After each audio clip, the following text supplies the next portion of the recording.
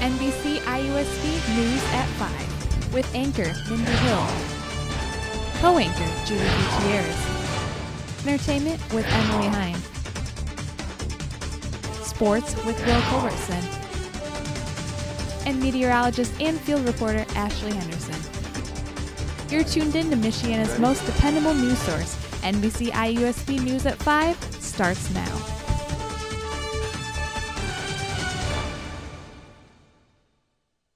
Good evening, I'm Junie Gutierrez. And I'm Mindy Hill.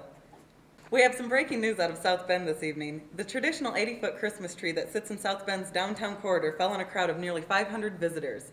It happened during the annual Christmas tree decorating ceremony. An estimated 89-mile-per-hour wind gust knocked the tree over off of its support base. South Bend police have been guarding the site all morning because looters are trying to steal the antique Studebaker ornaments that are on the tree every year. No one was injured in the fall. The tree is expected to be secured again by tomorrow morning with the state-of-the-art Yuletide anchoring system. We're here at the annual South Bend Lighting the Tree ceremony, and I kid you not, 90 miles per hour knocked over the ceremonial tree. We have a woman struggling in the background because the tree narrowly missed her head. We have looters crazily stealing all of the ornaments off the ground. Hey! No! She just stole the priceless gem of the Studebaker Museum, the reindeer.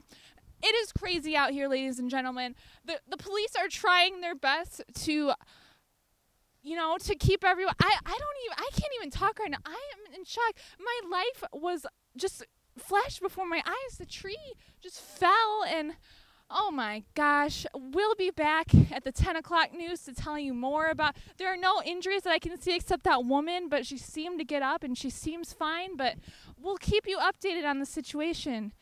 Back to you. Talk about a party crasher. Literally. Let's check in with meteorologist Ashley Henderson with an explanation on the violent wind gust and what's in store for this holiday weekend. Most certainly the strangest weather phenomenon I've seen at my years here at IUSB NBC. Now, before I address that wind issue, let's go ahead and pull up our current conditions. Here out of South Bend, we're clocking in at 34 degrees, which really isn't too bad for this time of year. Now, the wind speed, that's really our indication of what happened. 4 minutes ago, about 10 minutes after the wind gust, we're still clocking in out of the southwest at 72 miles per hour, which is, as you can tell, very, very strange. Humidity and barometer are about normal for this time of year. Let's go ahead and pull up our extended forecast. Just a steady decline throughout the whole work week. Monday, pretty nice, 47. It's going to have a lot of that snow melting, but there's no real snow in the forecast, but as you can see by Thursday, it drops down to 27, and by Sunday, 12 with a low of 8. Definitely very uncomfortable. Now, let's get back to the wind. Here we have a wind map of all of Indiana, and it's in this pale pinkish kind of color, except for this big red bar up here in South Bend. The red signifies over 40, and we got well over 40. What can we explain is really we have tracked all of our radars and there is nothing that points out what happened. It's just one of those weird weather phenomenons, and I hope it doesn't happen again, especially the Christmas tree tragedy.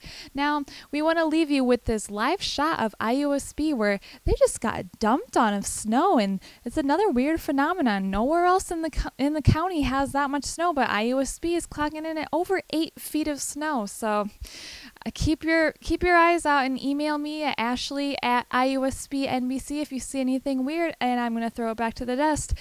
Speaking of icy roads, St. Joseph County's Highway Department has estimated a 9% increase in the number of auto slide-ups this season due to the nasty weather.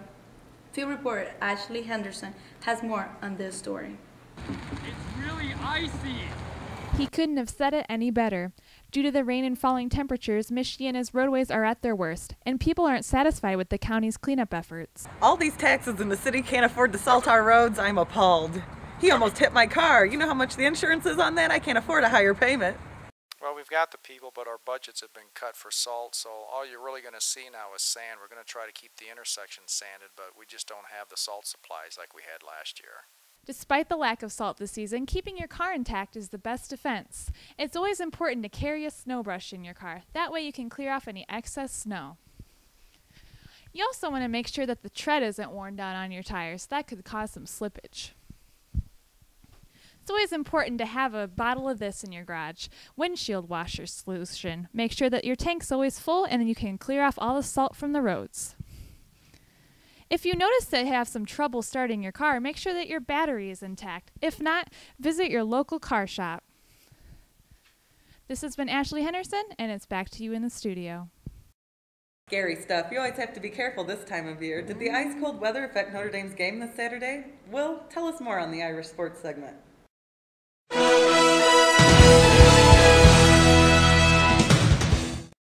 Could this be the end of the Charlie Weiss era? The disappointing 2008 regular season has finally come to an end.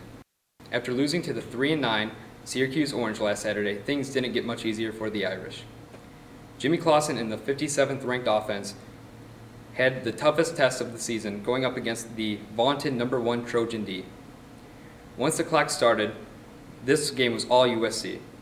Notre Dame faced an uphill battle before the game, however that hill just got steeper as the game went along.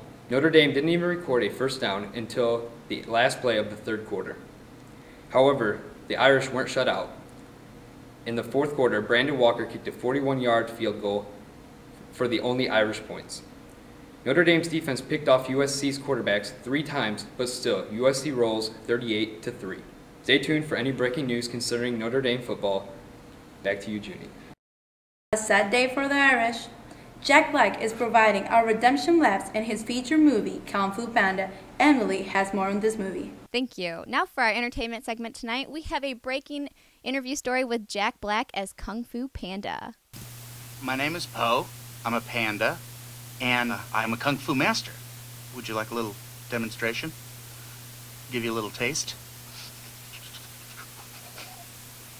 I didn't do any stretching.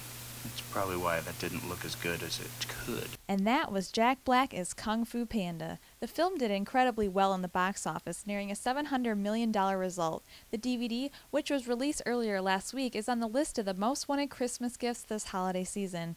For more on the film, including an in-depth review by entertainment specialist Emily Hine, visit our website at www.iusbnbc.com.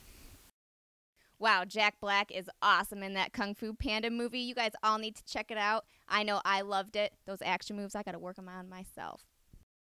That's our show for today. Tune in at 10 for more developments on the Christmas tree. Thanks for tuning in, Michiana. Have a good night.